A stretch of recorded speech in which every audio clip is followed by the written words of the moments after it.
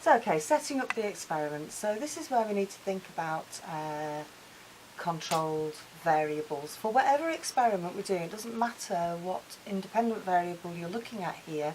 We'll talk about independent and dependent variables when we look at the whole thing set up. We need to think about the control variables, the things that will be the same in each tube. That's what a controlled variable is. I know it's confusing.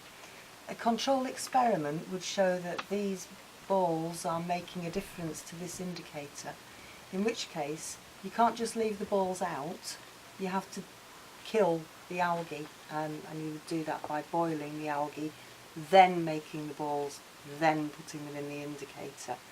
But a control variable is something that's going to be the same in each one of my 5 values for my independent variable.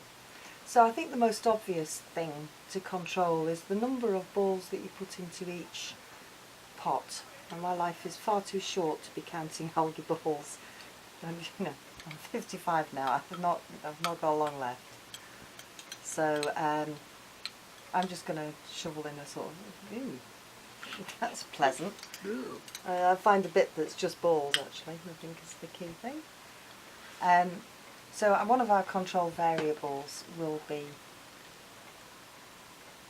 the number of balls. Well, you do it more neatly than that, frankly. Perhaps if I put a lab coat on and safety glasses, I would have looked more science.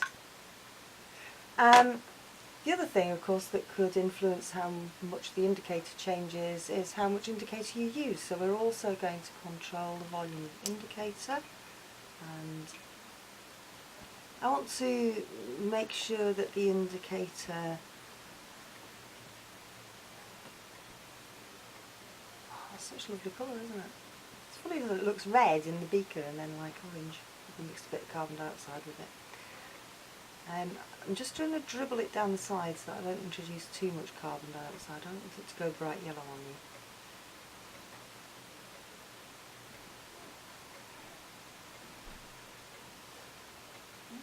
Does it fit 10?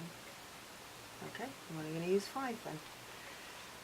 So in each one of these, if I was doing it properly, I'd be counting the little balls in and then putting my indicator in on top, and I would have thought that somewhere between 50 and 100 of these little balls would do the job. The other control variable, so we've got volume of indicator, number of balls, will be how long you leave them for that indicator to change colour, and I would suggest that that should be around about an hour.